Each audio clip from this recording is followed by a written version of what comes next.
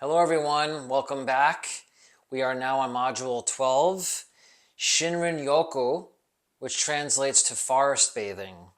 This is another concept that I came across more recently, but it's something that I've been passionate about and have been pursuing for many, many years, over 20 something years, but the concept and the name is fairly new within the last 10 years or so.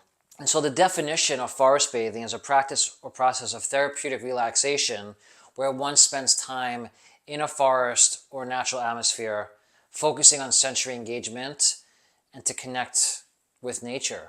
So it's communing with nature. And there's another sort of scientific study and research that's done called grounding. And there's a lot of science behind the positivity, the benefits of actually putting your feet barefoot on the ground, in the grass, in the dirt, connecting to our roots, connecting to the energy within, the earth. And a lot of us, especially modern day people, are quite disconnected from Mother Nature, from Earth, from our humanity. And so this is a great practice to consider. And when you really break it down, forget about the terms I'm using. This is about getting into nature, making this a priority. So for me personally, I grew up and was born on an island. I am from Long Island. And as a kid, when I would get stressed or anxious, I would go down to the water. It was called the Bluff where I was from. And it was where the Long Island Sound met the Atlantic Ocean.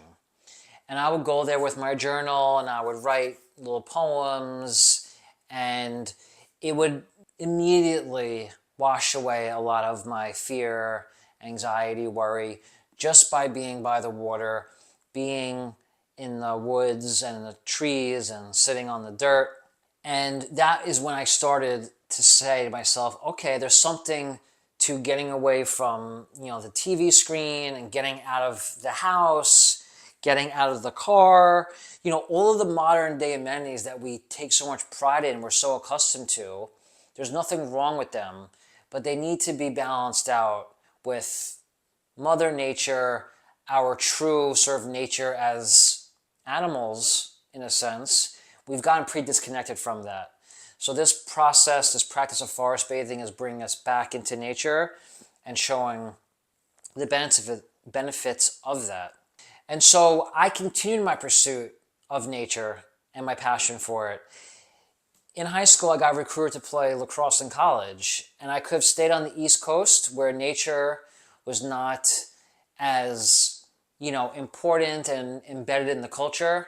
Instead, I chose to play lacrosse at the University of Denver.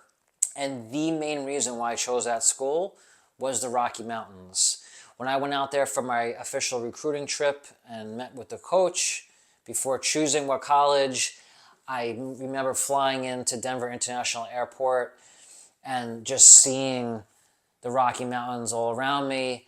And I immediately fell in love with those mountains, and I knew I needed more time with them.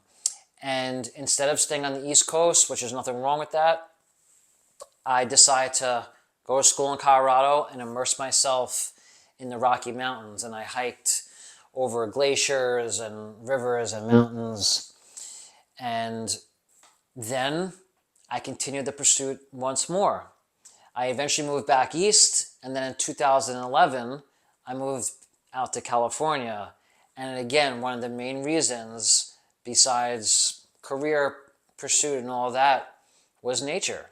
I once again wanted to get into an environment and a place where, nature was easily accessible. I could spend more time outdoors, more months out of the year.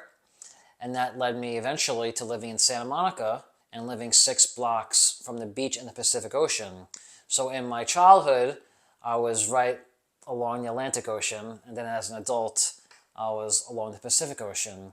And how nice to think about that when you think about, yin and yang and balancing East Coast, West Coast, New York, California, Atlantic Ocean, Pacific Ocean. So I think I've naturally found some harmony in my body, in myself, and even if you consider Colorado and the Rocky Mountains, kind of in the middle, right? So that grounded mountain in the middle of that journey, it's really pretty powerful. From Santa Monica and being by the Pacific Ocean, I was still yearning for nature. So I ended up moving to Topanga Canyon, which is nestled north of Santa Monica in the Santa Monica mountain range. And I lived there on a mountaintop in a tiny house for 4 years before eventually getting married and moving out to the desert, where we now live tucked up against the Santa Rosa Mountains, which eventually meet up with the San Jacinto Mountains. So for me, getting out into nature is essential. I do it every single day. It's an extremely important part of my practice and my lifestyle. And the book Forest Bathing is a great book to pick up if you want to explore the benefits of this and why the Japanese culture has made such a big priority to this. Another great book from a very famous American naturalist is John Muir, My First Summer in the Sierras. I think people who love the outdoors naturally gravitate towards this principle and this teaching because they feel the connection to, themselves, to earth, to the outdoors when they get out into nature. And then the most famous Zen teacher from my lineage is Dogen. I've mentioned him in some of the other modules. He wrote what's considered basically the Bible of Zen called Shobogenzo. And one of the chapters is the Sutra of Mountains and Water. And what he's basically saying is that mountains and rivers are basically the Dharma themselves. And so we spoke about Dharma in an earlier module as being the sort of, purpose in one's life, or even sort of the truth of the universe. And so as we're talking about reading and practicing continuous improvement and ikigai and finding your purpose, really at the end of the day, all these teachings come back to nature and how what we're all looking for, similar to the koan I read earlier in another module, it already exists within nature. All you have to do is keep your eyes and ears open, pay attention, which Zazen and meditation helps you with, and you can recognize the teachings and the Dharma all around us. And so, as I always do, some of the problems with not prioritizing nature is increased stress levels, once again, reduced cognitive function, weakened immune system, fatigue, poor sleep, poor vision, and low levels of vitamin D. The benefits of getting out into nature and forest bathing and grounding are reduced stress levels, improved happiness, increase of creativity, boosting of your immune system, increased relaxation, improved breathing, additional inspiration, comfort, and connection. I think those are all very valid reasons to pursue more time in nature. Thank you so much.